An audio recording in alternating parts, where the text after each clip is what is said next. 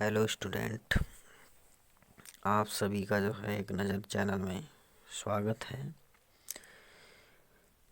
जो काव्य की व्याख्या करते समय हम काव्य सौंदर्य संबंधी टिप्पणी लिखते हैं, उसमें शब्द शक्ति के बारे में आज हम बताएंगे। शब्द शक्ति,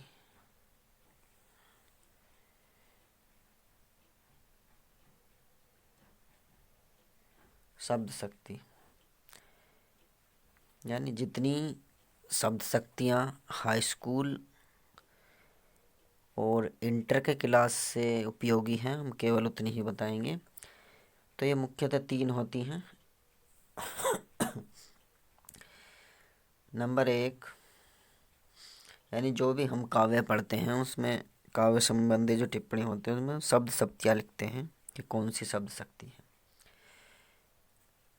तो सबसे पहले देखते हैं अभिधा। शब्द शक्ति अभिधा, यानी अभिधा जो है शब्द शक्ति किस में होती है। जो भी शब्द हमने लिखा, यदि उसमें केवल उसे पढ़ने से, शब्दों को पढ़ने से ही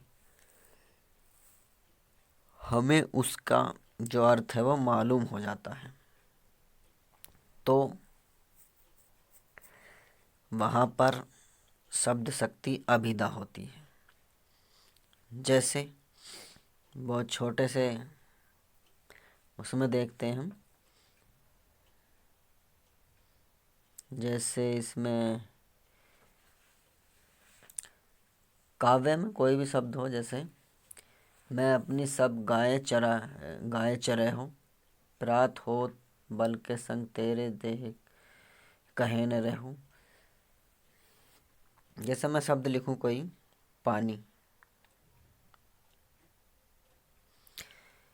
पानी यानी पानी कहते ही आपके शब्द यदि समझ में आ गया कि पानी किसको कहते हैं, यानी कोई भी काव्य जैसा लिखा हुआ है यदि वो ऐसा ही आपके समझ में आ जाता है, तो वहाँ पर अभिधा शब्द शक्ति होती है। ठीक है, जैसे इसको देख सकते हैं कि मैं अपने सब गाय चरे हो, प्रात हो तो बल के संग ते हो, तेरे कहे न रहो। यानी इसमें बालक कृष्ण कह रहे हैं कि मैं अपनी सभी गायों को चराने के लिए जाऊंगा, अपनी माता से कह रहे हैं।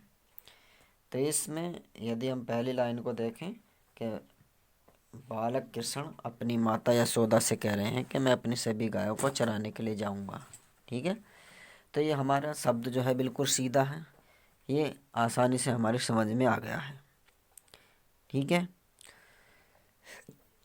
और यदि इसको हम थोड़ा सा घुमा फिरा देते हैं, यानी नंबर 2 लक्षणा। लक्षणा यानी नंबर 2 होती है शब्द शक्ति लक्षणा, यानी किसी के लक्षणों को किसी पर आरोपित कर देना। सीधा सीधा इसका अर्थ है किसी के लक्षणों को किसी पर आरोपित कर देना। देखते हैं यहाँ पे, जैसे सूरदास वाला पद में देखते हैं, चरण कमल बंदो हरिराई। यहाँ पे क्या है कि जो बालक कृष्ण के जो चरण है यानी जो पैर हैं, उनकी कमल रूपी यानी कमल रूपी मान लिया गया है। बालक कृष्ण के जो पैर हैं उन्हें कमल के रूप में मान लिया गया है। कमल के रूप में कैसे, यानी कोमलता के रूप में। ठीक है, यानी बालक जो कृष्ण हैं उसके पैरों को कमल के समान कोमल इसमें बताया गया है। ठीक है, तो बालक जो कृष्ण हैं उसके कमल रूपी चरणों की मैं वंदना करता हूँ। यानी इसमें जो है जैसे कमल है, उसकी जो कोमलता है उसको आरोपित कर दिया गया है उनके चरणों में। ठीक है, यानी जिस प्रकार से जो कमल का फूल होता है वो कोमल होता है, मुलायम होता है। ठीक है, तो उस जैसे कमल का फूल होता है, सुंदर होता है, उसी के ही सेम टू सेम उनके चरणों से यानी उसके लक्षणों को आरोपित कर दिया गया है। ठीक है, तो यहाँ पे होगी लक्षणा शब्द शक्ति। ठीक है, अब नंबर 3 आता है व्यंजना।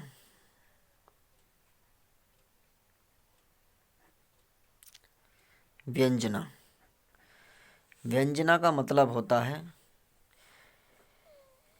ऐसा वाक्य जिसको हम कहते कुछ और हैं और उसका तर्क से अर्थ कुछ और ही होता है।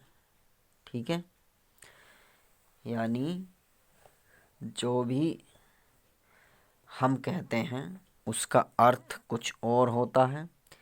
सीधा सीधा अर्थ तो होता ही है, लेकिन उसका अर्थ जो है कुछ और भी होता है।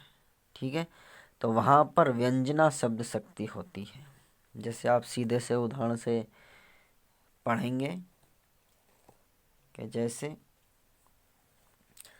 वो देखते हैं, इसमें कोई उदाहरण देखते हैं, उदाहरण के बल पर आप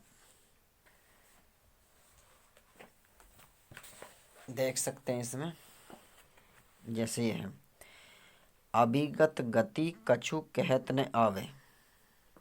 ठीक है, इसका सीधा सीधा अर्थ ये है कि उसकी गति के बारे में कुछ नहीं कहा जा सकता। ठीक है, उसकी गति के बारे में कुछ नहीं कहा जा सकता। अब इसमें ये तो कह दिया गया कि उसकी गति के बारे में कुछ नहीं कहा जा सकता, लेकिन किसकी गति के बारे में ये नहीं बताया गया, ना ही उसका नाम दिया गया है, ना ही इसमें नाम दिया गया है। तो हमें उसकी अपने तर्क से लगाना होगा कि किसकी गतिविधि के बारे में नहीं जान सकते, ये किसकी गति के बारे में हम नहीं बता सकते। तो किसकी महिमा के बारे में नहीं बता सकते हम, ईश्वर की। तो ये हमने जो अर्थ निकाला वो अपने विवेक से, अपने समझ से निकाला। ठीक है, तो जहाँ जिस काव्य में जितनी अधिक व्यंजना होती है वो उतना ही अधिक एग्जाम की दृष्टि से इम्पोर्टेंट होता है। तो आप जैसे जैसे करके जहाँ भी आप देखें किसी काव्य में कि जैसे गूंगा व्यक्ति यदि मीठा फल खाता है तो उसका अंतर जो स्वाद होता है वो उसके अंदर अपने मन को ही भा जाता है, उसके मन को ही पता होता है। उसी प्रकार से जैसे ईश्वर की भक्ति को कोई करता है तो उसका फल उसी को मिलता है, अर्थात उसके रस को वही जान सकता है। तो जहाँ पे जैसे करके उदाहरण से प्रकट किया गया हो वहाँ पे सबसे अधिक वो ज़्यादा इम्पोर्टेंट होता है पूरी किताब में। जहाँ भी आपको ऐसे ऐसे स्टेप दिखाई दें वहाँ पे आप स्वयं भी इम्पोर्टेंट लगा सकते हैं। तो ऐसे काव्य जहाँ पे जैसे करके उदाहरण करके समझाए गए हैं, जहाँ पे व्यंजना शब्द शक्ति होती है, वो उतना ही इम्पोर्टेंट होता चला जाता है। ठीक है, तो व्यंजना शब्द शक्ति जहाँ पे अर्थ उसका कुछ और अपनी तरफ से भी माना जाता है, यानी अपनी ओर से भी निकाला जा सकता है। ठीक है, जैसे एक उदाहरण आप देखिए, लिए आपके घर में यदि मेहमान आकर बैठते हैं तो आप पानी लाते हैं, जबकि मेहमान ने आपसे पानी लाने के लिए नहीं कहा। तो कुछ तर्क से आप अर्थ जो निकालते हैं उन अर्थों को ही व्यंजना कहते हैं, यानी अपनी समझ से विकसित करना। ठीक है, तो अभिधा बिल्कुल सीधा सा अर्थ। ठीक, जैसे यदि कोई लड़का है वो काम नहीं करके लाता, जैसे उसे कहते हैं अबे गधे काम करके क्यों नहीं लाया, तो गधा थोड़ी, लेकिन उसने गधे जैसे उस पर लक्षणों को आरोपित कर दिया जाता है। ठीक है, तो उसे कहते हैं लक्षणा। तो व्यंजना अलग होता है। ठीक है, कि जैसे आज काम करके नहीं लाया तो क्यों नहीं लाया, इस तरीके से कि भी आज मैं काम करके नहीं लाएंगे, तो क्यों नहीं लाया उसके बारे में वो तर्क वितर्क करेगा। तो उसके बारे में हम पूछेंगे कि भी क्यों नहीं लाया। ठीक है, कि सर जी वो दुबक रहा है, क्यों दुबक रहा है, यानी पीछे को खिसकेगा, क्यों खिसक रहा है, तो उसका जो हम अपने तर्क से जो अर्थ निकालते हैं तो उसे हम व्यंजना कहते हैं। ठीक है, तो कुछ शब्दों के अर्थ हम अपने तर्क से भी निकालते हैं, तो ऐसे शब्दों को हम व्यंजना कहते हैं। ठीक है, तो अभिधा, लक्षणा और व्यंजना ये 3 शब्द शक्तियाँ होती हैं। सीधा सीधा अर्थ अभिधा, लक्षणों का आरोपित लक्षणा, और जो एक दूसरे पर आरोपित होते हैं कुछ अर्थ ऐसे होते हैं, उन्हें हम व्यंजना कहते हैं। ठीक है, थैंक यू।